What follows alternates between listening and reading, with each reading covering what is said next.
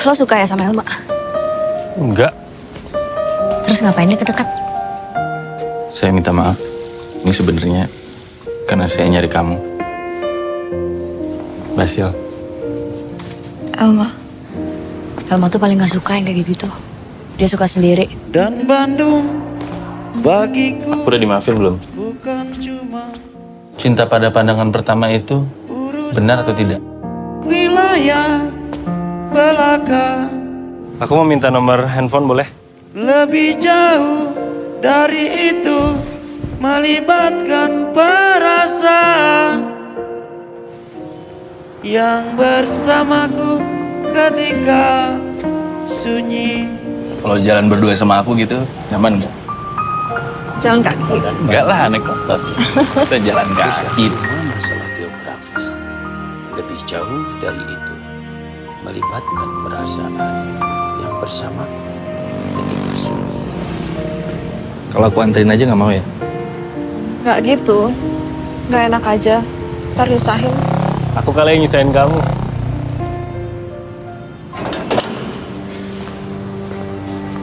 Ulang tahun, Pak. Siapa namanya? Hasil Bapak sudah tahu. belum. Setahun lagi kamu sudah lulus, baru kamu kenalin sama si Elma itu. Elma, kamu sudah tahu kalau ayahnya Basil itu di penjara. Mau kemana kamu? Mau kemana? Yang bersamaku ketika Kenapa? Aku belum mau pulang. yang bersamaku ketika sunyi. Ra ini nyata, ra ini nyata, ra ini nyata. Mas Rudi, Kesha, apa kabar? Baik. Terima kasih untuk waktunya datang di Nyata Media. Tapi Terima kasih. sebenarnya kita rebranding jadi Vivia Media. Oh gitu, oke. Ya, Vivia jadi Media. sekalian memperkenalkan gitu. Oke, siap. Oke, judulnya Dan Bandung. Hmm. Mungkin bisa diceritain dulu premis ceritanya seperti apa sih? Kok judulnya agak unik ya, Dan Bandung. Coba guys. kayak nggak titik Iya. tapi koma gitu, Dan Bandung. Kenapa harus kayak saya yang ceritain? Karena dari point of view Gen Z zaman sekarang Oke. mungkin menceritanya lebih komunikatif. Dan Bandung tuh menceritakan tentang hubungan dua remaja yang terdapat banyak perbedaan. Yang berlatar di Bandung, makanya judulnya Dan Bandung. Diangkat dari novel buatan Pidi Baik. Mas Rudi, ini gimana sih prosesnya terlibat sebagai sutradara di proyek ini? Ditawarin dulu atau emang Mas Rudi yang memilih, ini ada novel bagus nih, itu gimana? Ya tiba-tiba ditawarin karena mereka merasa saya kok udah lama nggak bikin film love story. Udah hampir 20-an tahun kali ya. Nah, mereka pengen kayak ada sentuhan saya di film cinta yang ini gitu loh. Terus aku sambut dengan baik aja karena aku juga penasaran kalau aku bikin love story remaja. Tapi di usiaku yang sekarang tuh kira-kira ada kedalaman yang berbeda nggak ya? Itu yang aku kenapa akhirnya challenging juga nih, asik nih, boleh. Minimal kan kita sebagai manusia kan sudah berkembang. Jadi pasti aku akan memotretnya pasti berbeda gitu loh. Kali ini mudah-mudahan. Nah, seberapa mirip sih di filmnya sama novelnya gitu Mas? Gitu. Terus kesusahannya apa gitu memvisualkan dari novel, dari buku gitu ke film? Kalau novel ke film tuh kalau aku pribadi sebagai sutradara pasti akan berbeda setiap sutradara ya. Kalau aku yang penting aku rohnya ya. Rohnya sama signature-nya 3D Baik yang nyeleneh-nyeleneh mengenai bagaimana ngomongnya, celotehan-celotehannya, musiknya gitu ya, dan suasana kejadiannya itu yang aku nggak boleh hilang. Minimal itu gitu. Tapi kalau misalnya plek ketipak udah nggak mungkin karena kan bicara durasi, bicara kita harus memilih mau bercerita yang mana gitu kan. Nah dalam kesempatan ini Dan Bandung ini kita benar-benar mau tidak sangat menghindari rohnya hilang dari yang ditulis PD gitu ya. Tapi juga PD juga menghormati saya sehingga dia memberikan kebebasan untuk roh saya juga masuk di situ. Gitu makanya kenapa akhirnya kita memix and match pemainnya juga banyak yang baru, yang lama, segala macem gitu. Jadi enak nih kalau udah seniman saling percaya nih, enak banget nih, mudah-mudahan akan hasilnya juga terlihat. Nah, sejauh mana campur tangan PD gitu di project ini gitu? Apa akhirnya begitu, oh ya udah diserahin bebas gitu? Apa dia ikut mungkin dari pemilihan cast-nya, penulisan skenario, atau mungkin datang juga di lokasi ketika syuting gitu? Kalau PD di hari pertama kita ketemu pas kenalan ya, pas dia tahu saya yang direct, terus kita udah ngobrol panjang lebar, cukup lama waktu itu di Bandung. Dia udah mempercayakan ke saya bahwa aku tenang kalau kamu yang pegang gitu kan. Udah habis itu dia bebas. Terserah mau diapain. Aku juga bilang bahwa dalam hati kecilku, tapi nggak bilang ke dia, kok nggak jelek, gue bikin bagus. Aku nggak mau bikin malu-malu karya dia kan gitu. Nah menurut aku sih enak nih kalau udah dua seniman saling respect tuh enak tuh. Gitu. Jadi hasilnya juga kita plong gitu enak. Kalau Kesia di sini berperan sebagai apa dan gimana nanti keterikatannya di film ini? Yap, aku sebagai Susi itu sahabatnya dari Elma dan Basil. Elma sih sebenarnya, cuman akhirnya kan kita sepanjang perjalanan Elma dan Basil akhirnya ketemu, jatuh cinta gitu. Jadi makin banyak ambience kita berlima gitu. Jadi satu geng gitu. Betul. Gitu. Nah menariknya dari sosok apa namanya Susi ya? Kenapa? Betul, Susi. Menariknya dari namanya Susi ya? Gak ada yang lebih gak ada yang lebih apa kayak Susi apa sih menariknya? Kenapa Susi? Enggak, hari gini Susi udah nggak banyak dipakai. iya nama Susi. Tapi emang di novel namanya Susi. Iya. Justru itu ya. Justru itu kenapa Susi itu menjadi menarik karena Aku ingatnya Eva Arnas loh. Ingatnya Eva Arnas loh aku. Susi itu berarti gini, artinya aku berharap film ini bisa lintas generasi. Oke. Nah, Susi tolong dijelaskan. Ya, apa tadi ya Kak? Susi itu kayak gimana sih gitu? Susi itu sebenarnya menariknya adalah kita kan akhirnya berarti berteman 5 orang kan. Itu semua tuh berbeda-beda gitu Kak, secara sifat, secara segala macam itu beda-beda. Jadi kita saling melengkapi sebenarnya. Tapi kalau Susi ini dibandingkan kita perempuan 2 ya, aku sama Elma. Elma dan Susi itu berbanding terbalik sebenarnya, berteman, bersahabat, tapi beda kepribadian gitu. Itu sih yang menarik karena kita saling melengkapi. Nah Susi ini tipe seperti gimana? Dia tipe yang ramai. Dia tuh apapun yang terjadi, pokoknya dia sahabat setia, pendengar yang baik sama Elma. Terus bedanya dengan Elma cukup jauh ya. Kalau Elma tuh lebih diam, kalem. Anggun gitu. Kalau Susi tuh yang frontal, yang bawel gitu. Jadi Susi itu kamu banget gak sih? Iya lagi. Iya lagi kan? Iya aku rasanya ya. Iya kan? Aku rasanya iya lagi Kak. Iya Om. Nah mungkin ketika casting emang ngelihat kepribadiannya Kesia kayak gitu, akhirnya ini cocok jadi Susi. Enggak lah, kalau misalnya kepribadian gitu, tapi kalau mainnya jelek ya kita juga nggak mau lah. Kesia itu ketika kita lihat review videonya, Aku takut mendengar. Nah ngelihat video apa akhirnya wah Casting. Kesia yang jadi casting. Oke. kan ya gini, yang nggak kepilih itu bukan berarti jelek, enggak. Tapi kan sudah disortir akhirnya kan di review ke saya, ini kan mix and match nih, ya kan? Yang ini tapi kalau yang ini kita milihnya yang ini cocoknya ini nih, ini nih gitu yang bagus semua ya, belum tentu cocok tapi ya kayak pemain bola tim Inggris kan kadang-kadang kan semuanya all the inilah gitu ya. Kalah kan Inggris ya. Piala dunia ternyata nggak bisa ngegolin, kan banyak gitu tuh. Atau kalau ngegolin cuma 1 gitu. Nah ini sama. Jadi mix and match tuh penting banget. Yang kapan kita pakai ini, dia ada karakter, ada kecenderungan apa sih dia kalau ngomong. Kalau dia kan ngomongnya kan Biasa, kecepatan, kalau kata anakku kecepatan penuh, ya kan? Ya artinya dia akan bisa sangat annoying banget nih gitu untuk some karakter gitu loh. Itu akan menarik tuh ketika kita ketemu Samo yang begitu, ini yang begitu, ini pasti akan gitu loh. Nah itu yang kita gunakan. Berarti kan cerita Bandung di era tahun berapa sih Mas? Sekarang? 9, enggak yang Enggak. 90-80 era sekarang gitu. Itu untuk dialek logat juga Sama. Bandung gitu. Sekarang. Nah, saya dengan beradu akting dengan 2 pemeran utamanya ini baru pertama kali. Pertama kali Nah, di itu project gimana tuh cara deketnya kan satu geng nih kan bondingnya tuh gimana tuh? Sebenarnya dari awal aku udah dipesenin Om sama siapa? Mbak Firna kayaknya. Apa? Keisha, Shannon itu orangnya Kalem. diam. Jadi kamu harus banyak ngobrol. Aku minta tolong ya. Gitu dia. Oke, akhirnya kita banyak ngobrol. Tapi ternyata maksudnya nggak ada perkembangan. Ada, tapi lambat. Nggak seberisik ya. Karena emang personalitinya aja mungkin ya. Tapi ternyata nggak sesusah itu juga ngobrol karena mungkin backgroundnya juga sama kan, kayak kita sama-sama penyanyi juga gitu. Jadi obrolannya juga si Samonya juga penyanyi, musisi juga. Jadi kita banyak ngobrol musik selain film gitu. Yang bermasalah justru ketika Samo sama Shannon. Dua-duanya kan kayak Sama-sama introvert. dia. Jadi ya, Nah, jadi itu kan jelas. aku tinggal di tempat latihan gitu, tempat latihan, aku tinggal kalau masuk, dia kenapa masih diem-dieman nih orang ini mau syuting apa nggak sih? Maksudnya Mau syuting apa, mau semedi nggak, akhirnya gitu ya?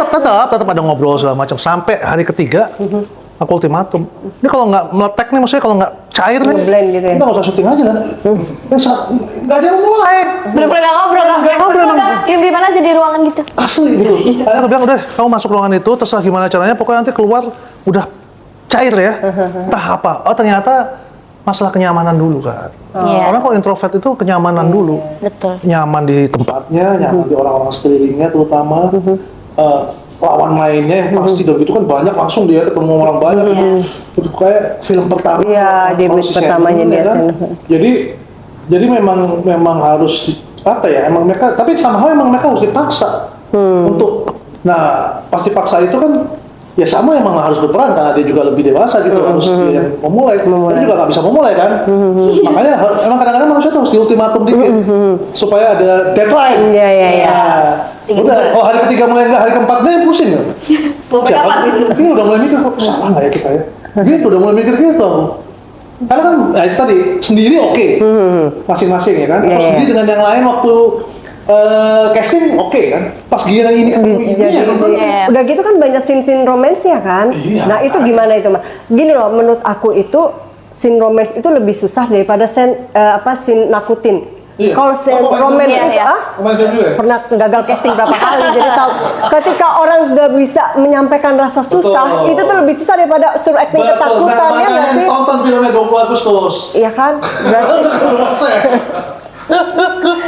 ya jadi gitu ya. Ya tapi emang harus, nanti penonton harus lihat sendiri karena kalau diceritain juga nggak enak prosesnya, tapi sangat seru sebenarnya proses itu gitu. Tapi nanti akan terlihat nggak bisa dari trailer juga dilihat. Jadi kalau di trailer sama di film, penonton nanti akan merasakan pengalaman yang berbeda lagi ketika di filmnya pasti. Karena baru berasa mereka bagaimana secara bertahap untuk akhirnya menyatu tuh ya sama exactly dengan bagaimana mereka secara bertahap menyatu ketika kita ketemu pertama kali. Kalau mengarahkan Susi ini gampang ya. gampang. Tinggal diginiin aja udah jalan sendiri. Bak langsung ngomong. Ditampar lebih. Udah dia ngomong. Iya. Iya lagi. Tapi mungkin ada secara project film ini yang paling susahnya apa sih Mas gitu? Mungkin membuat settingnya atau gimana? Merekanya kali ya, kalau saya sih. Kalau Kesia sendiri gimana? Lebih ke di awal itu mencari porsinya sih, karena kan kita berlima beda-beda tuh kan Om, jadi kayak saling lengkapinnya, terus kayak batasannya yang kayak gitu sih susahnya, kayak menemukan ngisinya porsinya gimana ya?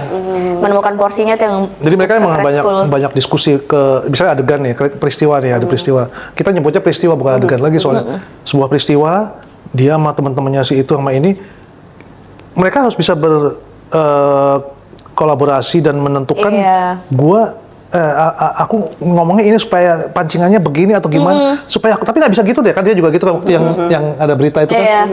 Tapi kalau gitu aku jadi nggak begini nih jawabnya gitu ya. Nah kayak gitu itu harus ketemu di antara mereka. Itu nggak bisa dari aku tuh. Nah itu sih. Karena kan yang bawain mereka bukan aku yang acting. Kecuali ini gini ya, aku yang acting gitu. Nah itu bisa. Tapi kalau enggak, ya mereka harus nemu harus tuh. nyari sendiri. Iya. Nah itu sih susahnya maksudnya karena Nggak cuma satu orang lagi ya. iya per karakter plus kita sebagai karakter digabung gitu.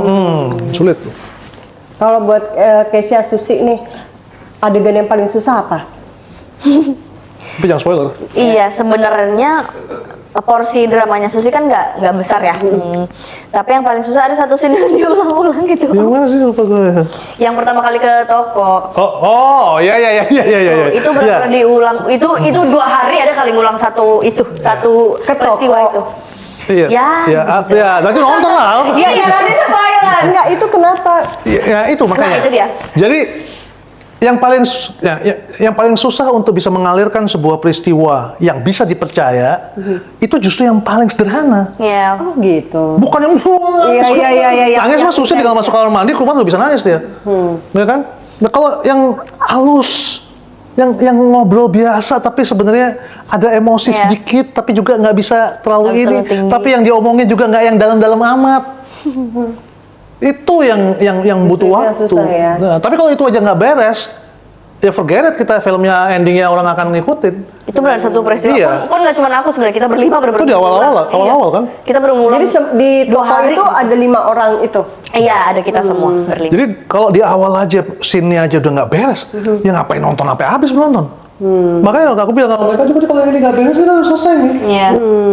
Berarti scene penting itu di salah satu scene Sebenarnya penting nggak penting ya Om ya? Tapi somehow Pokoknya gini, ya penting lah, gila lu. Ada scene itu nggak ada scene yang iya, tapi kan scene yang nggak bisa dibuang nggak pasti? Iya. Nah itu tuh ya, scene yang editing nggak bisa dibuang. Scene Iya. itu. Dan itu memang dibutuhkan pilihan untuk membawakannya banyak ya. Tapi pasti ada satu yang pas, sama kayak nyanyi lah. Nyanyi kan mungkin ada cara nyanyi yang berbagai macam bisa gitu. Tapi ada satu yang paling pas buat lagu yang ini nih. Gitu. Ada satu yang pas. Terus kan aku lihat tuh Mas jajaran cast-nya kok kebanyakan penyanyi ya, punya latar belakang musik, itu ada pertimbangan khusus nggak, Mas? Enggak sih sebenarnya. Tapi gini, ada kecenderungan bukan pertimbangan. Jadi somehow yang cocok dengan caraku mendirect dan membuat film, kebetulan kok ya yang kebetulan dia juga musisi somehow. Nggak ngerti kenapa, kebetulan sebenarnya kan. Mungkin ada energi yang kita nggak sadar ada gitu di antara kita yang lebih gampang ngomongnya jadi gitu. Dan mereka udah biasa di panggung kan. Iya. Jadi akan mudah untuk bagaimana ke penonton yang direct gitu loh. Akan lebih mudah berarti nanti penonton di bioskop karena nggak direct. Gitu. Ada nilai lebih di mereka yang dimiliki yang mungkin bukan musisi gitu. Terus gini, tempo.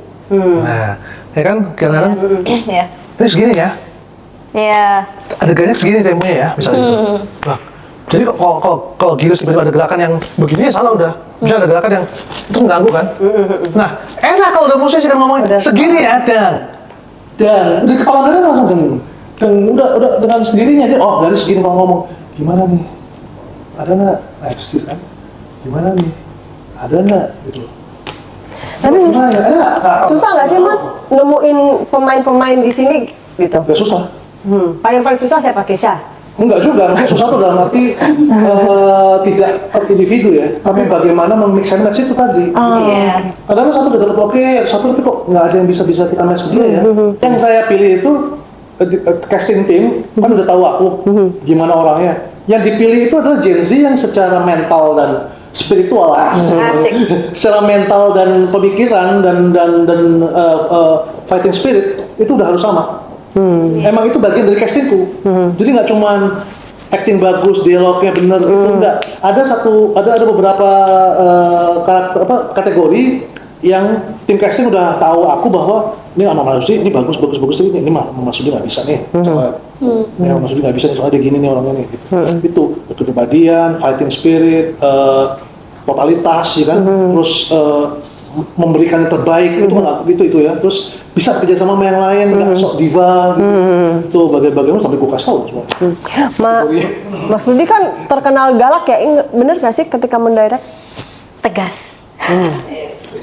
Bilang aja galak nggak apa? Tegas. Awalnya kaget sih Kak, kita tuh beneran stres, itu Tuh kan, dengerin nggak apa-apa anak Gen Z. Bukan karena galak, karena kita nggak siap, kita belum terbiasa sama cara kerja Om Rudi gitu. Kita nggak siap kan, kita kaget gitu. Karena bener-bener Om Rudi sangat memberi kita ruang untuk explore gitu. Itu yang kita kayak gelagapan jadinya, karena bener-bener kayak skrip tuh nggak banyak pakai. Jadi Om Rudi maunya kita bener-bener nge-build bareng gitu. Biasanya kan proses-proses sebelumnya kan yang kita biasa lakuin cuman ya udah reading, baca skrip gitu. Kita bener-bener day one tuh langsung simulasi, sedangkan kita kayak gitu kaget, karena kaget aja sebenarnya. Tapi ketika di lapangan, ketika udah on set itu gimana? Nah, tapi karena prosesnya lumayan stres dan sangat proses latihannya kan menurut aku justru kita jadi jauh lebih kenal karakter kita kan. Maksudnya aku justru malah berterima kasih pada proses itu dan Om Rudi, karena kita akhirnya benar-benar kenal sama karakter kita masing-masing pun satu sama lain gitu. Jadi begitu di set tuh aku ngerasanya kita udah siap, kita udah mateng gitu. Nggak banyak yang Berapa lama proses readingnya, Mas?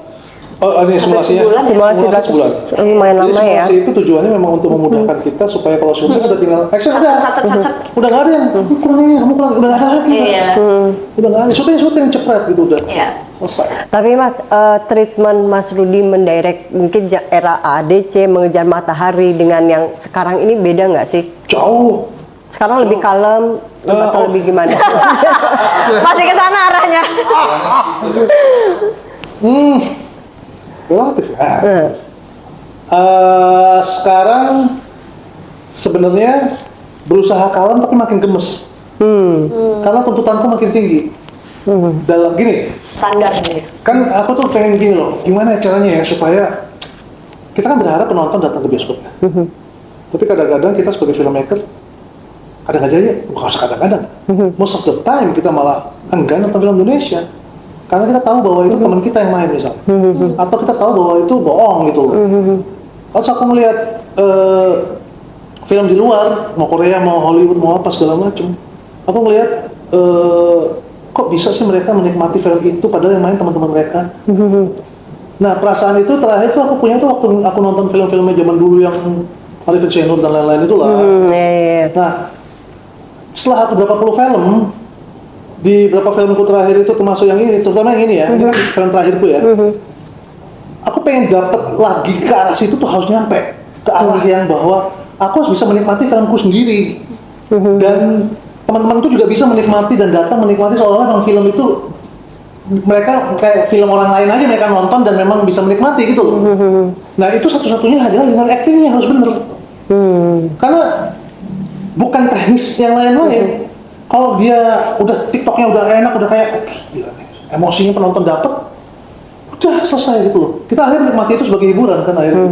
Nah itu yang aku bukan aku ya, aku pengen banget dan aku rencanakan betul bahwa dan Bandung ini sebagai film ke-30 sekianku inilah ya, ini harus jauh di atas film-filmku yang sebelumnya soalnya. Aku pengen film ini benar-benar nyampe karena kita bicara love story kan. Kalau love story itu berarti semua orang bisa ngerasain, ya kan? Nah ketika orang bisa ngerasain, kalau bisa mereka juga bisa ngerasain. Ini film ini emang dalam gitu loh dan nggak bohong gitu. Tapi kayak kolaborasi antara ADC dengan Dilan nggak sih? Oh nggak ada. Nggak ada. Jadi nggak ada. Justru aku tuh kalau jadi sutradara aku nggak pernah bisa. Aku nggak pernah gini. Ketika aku bikin Dan Bandung, itu perasaanku yang sekarang di usiaku yang sekarang. Kayak kita manusia aja, kita waktu zaman kuliah sama zaman umur itu sama sekarang, kita is completely different person. Kalau enggak ya berarti kasihan loh. Karena kita harusnya berbeda, kita harusnya udah berubah. Kita harusnya udah bisa memahami hal-hal yang tadinya kita nggak pahami. Harusnya kita lebih peka terhadap hal-hal yang tadinya kita nggak peka gitu. Masalah cinta, masalah keikhlasan, masalah ketulusan, masalah syukur, gitu. Masalah bagaimana masalah harus dihadapi gitu. Friendship, ya kan? Terus harapan, ya kan? Itu yang kali ini kedalamannya itu udah jauh lebih dalam sih kalau aku. Karena aku dulu nggak pernah rasain itu.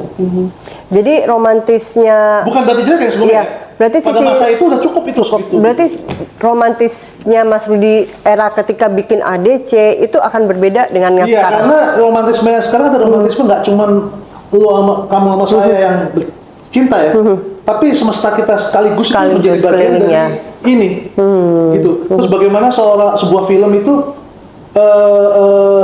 tidak selalu menjadi jawaban tentang jalan cerita mereka, gitu.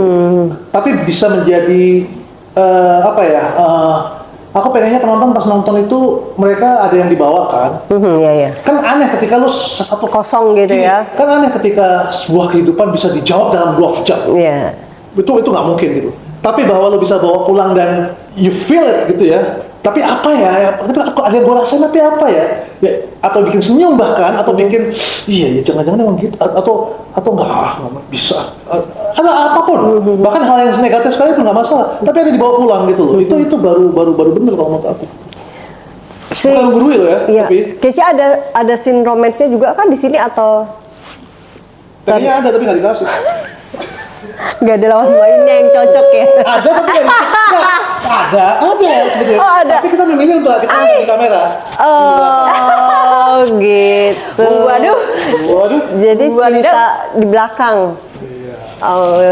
Nah, berarti kan di sini juga banyak tema-tema romantis gitu. Nah, sebagai pemain ngerasain nggak sih ketika syuting gitu atau adegan yang emang bener-bener romantis nih di film ini gitu? Ngerasain justru. Kemarin kita sempat nonton Om setelah kita konten day ya. Itu di kantor kan, kita sempat nonton tapi cuma kayak 20 menit awal gitu. Kita kesem-sem, kita senyum-senyum. Nonton kita. Tapi belum musik yang baru. Belum kayaknya ya. Tapi itu udah kita kesel-kesel gitu. Oh, Udah gitu? kayak gemes Serius, gitu. gemes? Iya, makanya karena ada tadi kata aku gemas. Yang adegan yang mana tuh kan di trailer udah keluar tuh. Iya, pokoknya adalah dengan mereka awal-awal ketemu Yang pas naik motor. PDKT gitu cerita. Nah, kenapa sih Mas ada motor tua kan ini era sekarang? Itu permintaan PD ya? Enggak, Basil adalah itu. Oh, Kan dia bilang, klasik So, ya, udah. cowok klasik itu ya. gini kan, itu yang aku bilang bahwa setiap penulis itu kan dia menulis karakter yang dia kenal, which is dirinya kan. Oke. Kan? Artinya itu pertanyaan yang paling gampang dijawab sebenarnya, bahwa kalau ini bukan film pasti kalau kita ada teman kita pakai motor tua kita nggak tanya. Tapi ada kan, gitu. Iya. Iya, iya. Ada yang senang mobil tua, ada yang senang Iya. musik tua, ada yang vintage lover, sekarang hobiis, ada yang vintage gitu loh. Nah, Basil itu memang karakternya emang dibikinnya begitu, tapi bukan Dylan. Bukan Dylan dia, Dillon mungkin. Oh. Enggak, bukan. Dylan Man. Basil is completely different guy gitu loh. Karena aku juga naruhnya agak beda dia. Lebih rock and roll gitu lah. Jangan-jangan itu Mas Rudi wannabe ya? Iya, mau nggak mau. Aku tuh bilang. Gue nggak bisa kayak ini Setiap nih. seniman kan memberikan ininya dia kan. Rohnya dia. kenal. Oke. PD kasih itu, saya kasih lagi di sini gitu.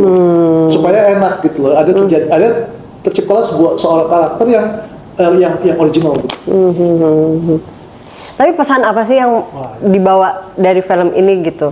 Pertanyaannya bagus, tapi karena aku udah yang ke-30 sekian film, aku sudah mulai tidak berani untuk mengarahkan penonton untuk ini yang lu dapat lo nanti ya. Aku nggak mau gitu, karena menurut aku sekarang ternyata, dan aku juga belajar sebagai penonton, ternyata kita tuh, jadi kayak gini loh, ini aku agak mundur dikit ya, boleh ya?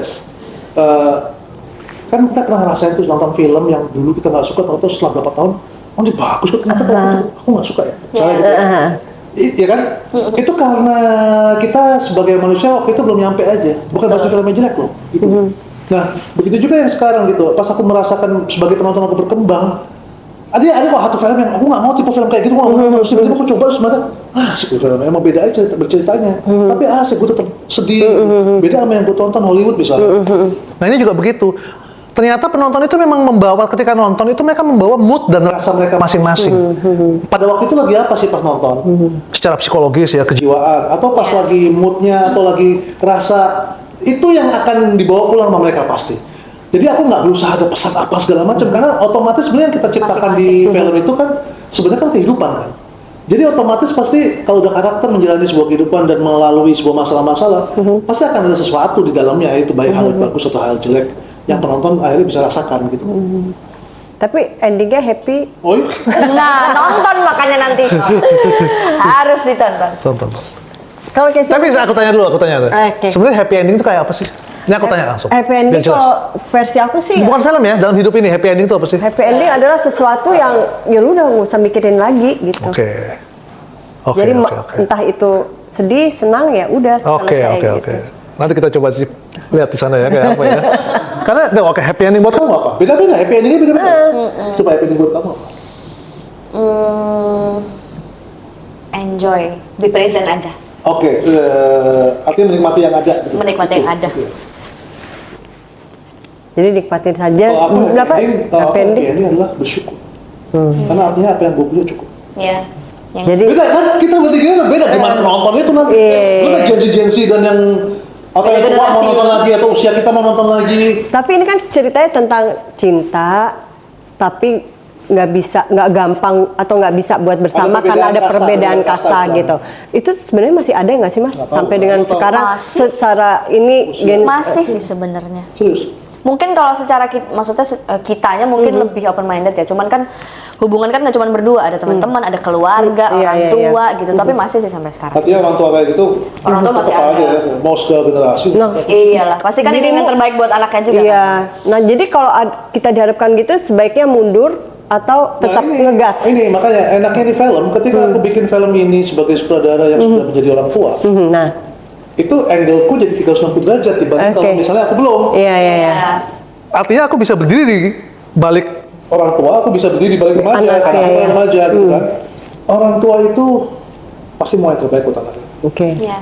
Tinggal menurut pendapat orang, cara dia benar apa enggak, itu doang sebenarnya. Atau anaknya nggak ngerasa itu benar apa enggak. Gitu.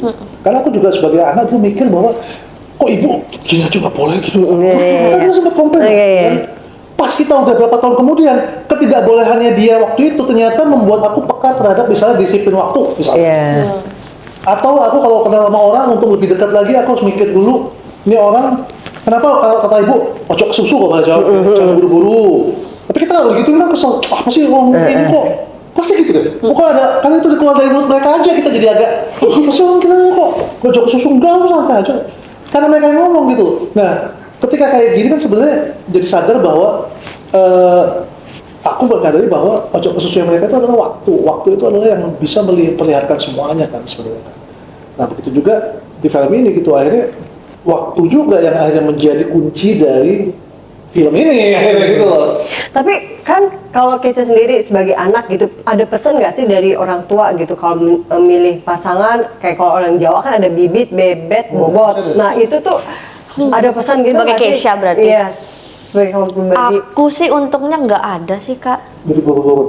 Nggak usah dikasih tahu. Nggak dikasih tahu orang, Nggak ada, dibebasin. maksudnya kayak harus Tapi gitu lah. tiga itu nggak ada. Kata-kata itu mana? Sempet cuman kayak nggak harus, mungkin kayak baiknya kamu harus maksudnya kenal. apa gitu ya? Enggak dong. Kayak kan harus maksudnya secara personal kenal, cuman kan harus tahu juga keluarganya, gimana dia dibesarin, gimana dia apa segala macam gitu kan. Makanya pas dari situ aja kelihatan bahwa itu kan sempurnanya. Iya, ideal. Padahal kita tahu hidup ini nggak sempurna, Betul. itu kok jadi khotbah begitu.